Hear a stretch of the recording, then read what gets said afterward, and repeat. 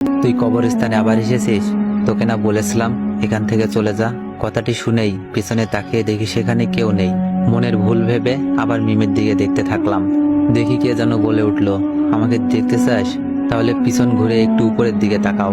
কথাটি শুনেই আশিক পিছনে ঘুরে একটু উপরে লক্ষ্য করতেই বেশ আশ্চর্য হলো, কারণ একটি বয়স্ক লোক যে কিনা একটি গাছের উপর থেকে অন্য গাছের উপরে শুয়ে আছে, যার পরনে সাদা পাঞ্জাবি, মাথায় সাদা টুপি এবং পুরো গাল জুড়ে ধপধপ সাদা দাড়ি।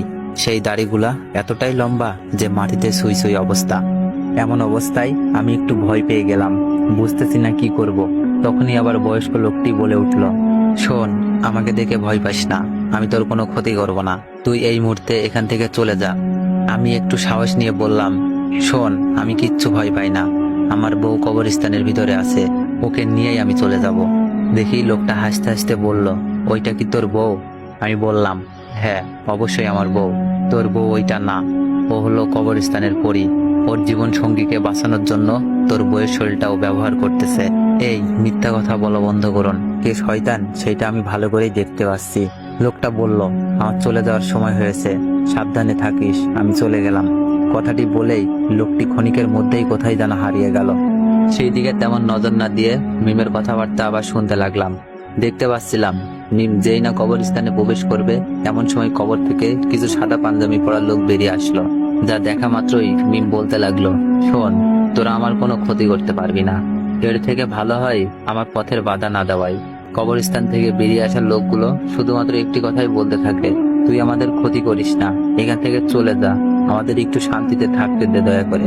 মিম হাসতে হাসতে বলল, শান্তিতে অবশ্যই থাকবি, আর মাত্র 20টি ব্যক্তির চোখ লাগবে আমার, তাহলে চলে যাবো আমি চিরতরে। কি? লোকগুলো বলল, আরো 20টি ব্যক্তির চোখ লাগবে তোর? আমার তো এখন মনে হচ্ছে প্রতিদিনই যেই লোকগুলো মারা যাচ্ছে তার পিছনে তোর হাত নিশ্চয়ই আছে। বাহ, এত সহজেই বুঝতে পারলি তোরা? তোর মতো খারাপ একটি পরীর কাছে আমরা কি আশা করতে পারি? অনেক কথা বলেছিস, এখন আমার রাস্তা থেকে সরে দাঁড়া প্লিজ, একটু বোঝার চেষ্টা কর। তোরা কি সরে যাবি নাকি আমি আমার অরিজিনাল রূপে আসবো? মিমের কথাটি শোনা মাত্রই সঙ্গে সঙ্গে সবাই সরে গেল, যা দেখে বুঝতে পারলাম মিম একজন পাওয়ারফুল লোক। এরপরে আরো সুন্দরভাবে বিষয়টা বোঝার জন্য সামনে এগোতে লাগলাম।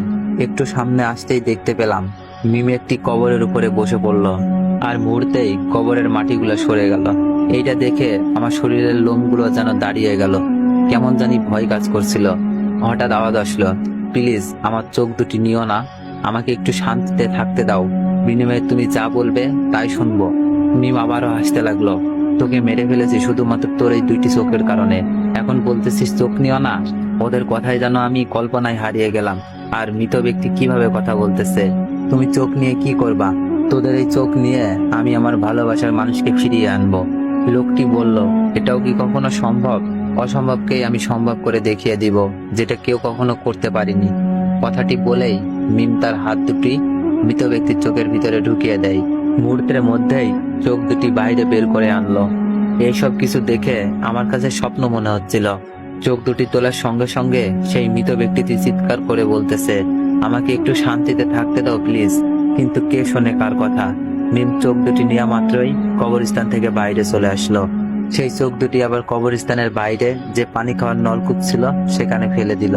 এরপরে আবার কবরস্থানে এসে সেই মরদেহটি টেনে টেনে পুকুর পাড়ে নিয়ে যায় এবং মরদেহটি সেখানে রেখে মুহূর্তের মধ্যে গায়েব হয়ে যায় মিম। এখন বুঝতে পারলাম এই মিম আসলে আমার সত্যিকারের বউ না, আমার বউ মারা গিয়েছে। এই শয়তান পরীটা আমার বউয়ের রূপ ধারণ করে চলাফেরা করতেছে। তো মিমের এমন গায়েব হয়ে দেখে আমি সঙ্গে সঙ্গে সেই নলকূপের কাছে চলে আসি। এসেই নলকূপের ভিতরে একটু তাকাতেই দেখতে পাই যে ওর ভিতরে 5-6টা চোখের মতো রাখা হয়েছে। চোখগুলোর সঙ্গে চোখ রাখতেই কেমন জানি মনে হচ্ছিল ওরা আমাকে কিছু বলতে চাচ্ছে কিন্তু বলতে পারছে না।